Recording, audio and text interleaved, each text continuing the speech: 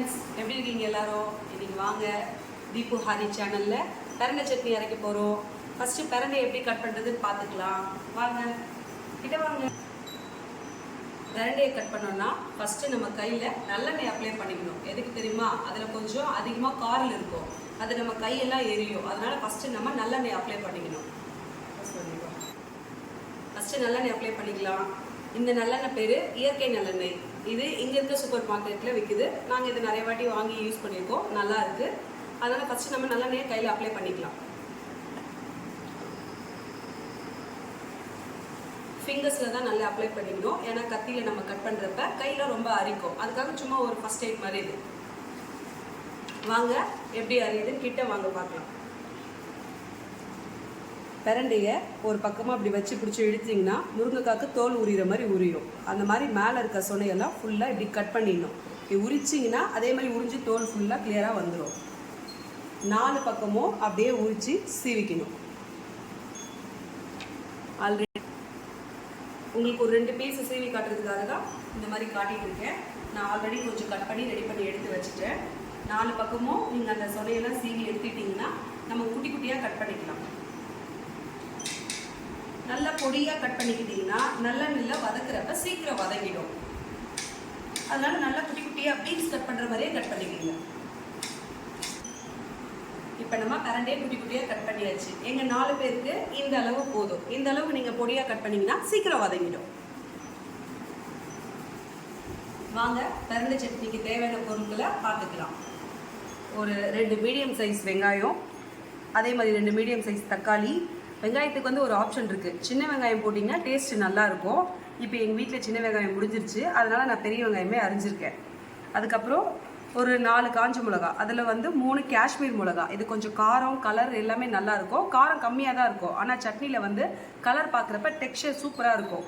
அதனால் 3 காஷ்மீர் சில்லி, ஒரே ஒரு காஞ்ச மிளகா, தேவையான அளவு தேங்காய் ஒரு 2 துண்டு இருக்கும், இஞ்சியும் அதே மாதிரி ஒரு சின்ன பீஸு, புளி ஒரு கொஞ்சம்.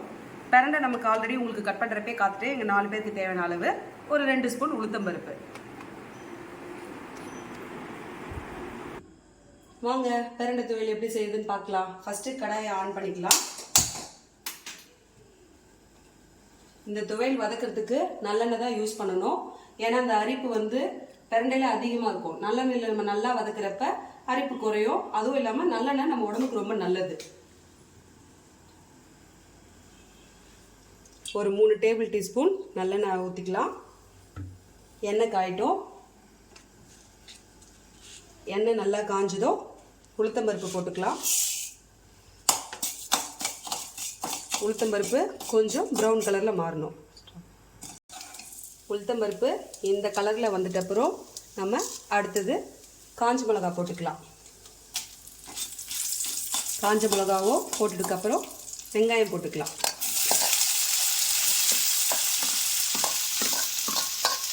வெங்காயம் கோல்டு ப்ரௌன் கலரில் வர வரைக்கும் வதக்கணும். பிரண்டை துவையலுக்கு தேவையான ஒரு ஐட்டத்தை உங்ககிட்ட சொல்கிறப்ப மறந்துட்டேன். அதில் கொஞ்சம் பெருங்காயத்தூள் போட்டுக்கணும். வெங்காயம் வதங்குறப்பயே கொஞ்சம் பெருங்காயத்தூள் போட்டுக்கோங்க.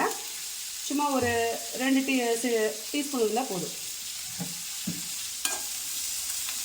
பெருங்காயம் போட்டதும் இஞ்சி, சின்னதாக ஒரு துண்டு புளி, பிரண்டையும் சேர்த்து போட்டு இதோடய நல்லா வதக்க ஆரம்பிச்சிடலாம். அப்போ தான் இந்த வெங்காயம் வதங்குறப்பையும் பிரண்டையும் சேர்த்து நல்லா வதங்கும். நம்ம நல்லா பொடியாக கட் பண்ணதுனால சீக்கிரம் வதங்கிடும். ஆனாலும் வெங்காயம் வதங்குறப்பயே நீங்கள் பிரண்டையை போட்டிங்கன்னா அதோடய சேர்ந்து இதுவும் சேர்ந்து நல்லா சீக்கிரம் வதங்கிடும். பிரண்டையை வந்து டக்குன்னு போட்டுட்டு ஆஃப் பண்ணிடாதீங்க. எவ்வளோக்கு எவ்வளோ வதங்குதோ அப்போ தான் உங்களுக்கு அந்த காரம் இல்லாமல் இருக்கும். ரொம்ப நல்லது உடம்புக்கு. பிரண்டையை வந்து கண்டிப்பாக வாரத்துக்கு 2 வாட்டி சேர்த்துக்குங்க. ஜாயின்ஸ் பெயினுக்குலாம் ரொம்ப ரொம்ப நல்லது. பாருங்கள், இந்த அளவுக்கு நல்லா வதங்கிடுச்சு. வெங்காயம் இதுக்கு மேலே வதக்காதீங்க, அதுக்கப்புறம் ஒரு மாதிரி கசக்கிற மாதிரி டேஸ்ட் வரும். இப்போ கையோட தக்காளியும் போட்டுக்கலாம். தக்காளி வந்து ஓரளவுக்கு மீடியமாக தான் வதங்கணும், ரொம்பலாம் குழன்னு வேகிற அளவுக்கு விட்டுறாதீங்க. தக்காளி ஒரு 2 நிமிஷம் போட்டு வதக்கினதுமே அப்படியே தேங்காவை ஆட் பண்ணிக்கலாம். தேங்காவும் இது கூட போட்டு வதக்குனிங்கன்னா சட்னி வந்து சீக்கிரம் கெட்டு போகாது. தேங்காய் கொஞ்சம் நேரம் வதக்குனிங்கன்னா உங்களுக்கு அது ஒரு 4 மணி நேரமாவது சட்னி வெளியில் வைக்கிறதுக்கு நல்லாயிருக்கும். தக்காளி நல்லா வதங்கிடுச்சு. இப்போ தேங்காய் போட்டுக்கலாம். தேங்காய் வந்து கம்பல்சரின்னு கிடையாது, எங்களுக்கு இந்த டேஸ்ட் பிடிக்கும், அதனால தான் நாங்கள் தேங்காய் போட்டுக்கிறோம். உங்களுக்கு வேணும்னா தேங்காய் போட்டுக்குங்க, அப்படி உங்களுக்கு தேங்காய்லாம் பிடிக்காது அப்படின்னா அதை நீங்கள் ஸ்கிப் பண்ணிவிடுங்க. பாருங்கள் நல்லா வதங்கிட்டுருக்கு. இது வதங்குறப்ப கொஞ்சம் அப்படியே உப்பு போட்டுக்கலாம்.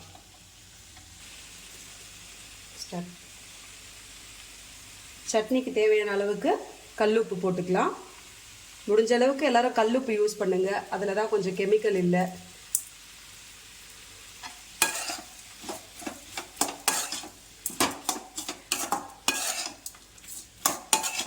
இப்போ நல்லா வதங்கிடுச்சு.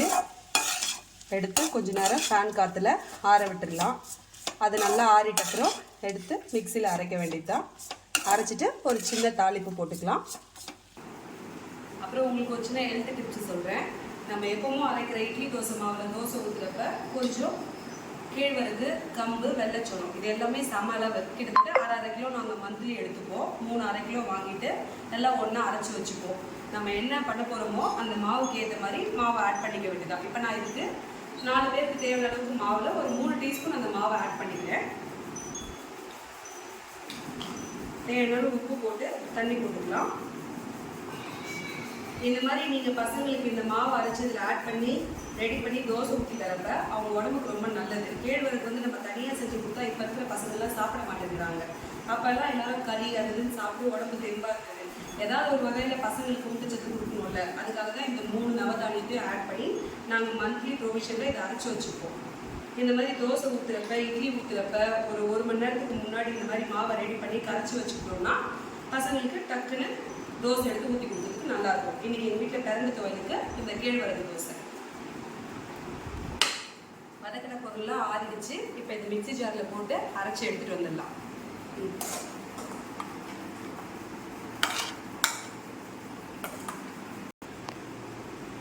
அரைச்சிட்டு வந்துட்டோம்.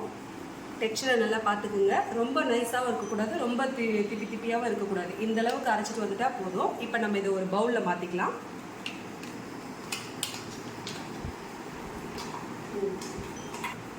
இது பவுலில் மாற்றியாச்சு. இதுக்கு ஒரு சின்ன தாளிப்பு, எண்ணெய் ஊற்றி கடுகு, உளுத்தம் பருப்பு, கருவேப்பிலை போட்டு தாளித்து இதில் கொட்டிக்கலாம்.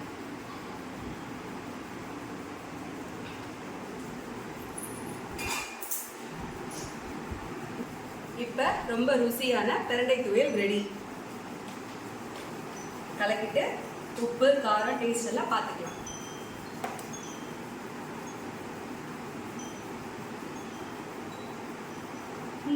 சூப்பராக இருக்கு.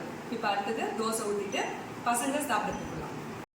ஹாய் ஃப்ரெண்ட்ஸ், சட்னி நான் ரெடி பண்ணிட்டேன். தோசை ஊத்துறதுக்கு எங்க வீட்டு தோசை மாஸ்டர் ரெடி ஆயிட்டாரு. இங்க பாருங்க, ஹாய் சொல்லுங்க. கேழ்வரகு மாவு ரெடியா இருக்கு. தோசை ஊத்த போறாரு மாஸ்டர். நல்ல மொருவுல ஒரு ராகி தோசை.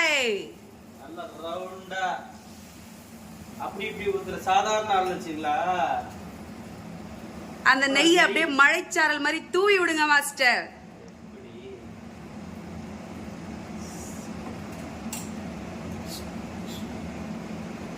நெய் முன்னெல்லாம் கொஞ்சம் கொழுப்பு கம்மியா இருக்குன்னு ஊற்றலான்னு பார்த்தோம். கொஞ்சம் நல்லா ஊற்றி விடுவோம், ஏறட்டும். ஆயுதம், மாமா ஆயுதம். என்ன மாஸ்டர், நெய் போதுமா? கொழுப்பு ஏறிட போகுது. இன்னுமும்மா கொழுப்பு ஏறணும். என்ன நடுவுல ஒரு காமெடி பேசிக்கிட்டு இருக்கேன் மாமா. தோசை ரவுண்டா சூப்பரா ரெடி. வாங்க பசங்களா, சாப்பிடலாம்.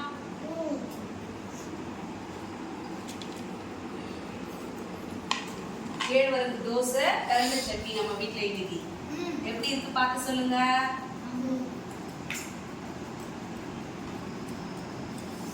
சாப்பிடுங்க.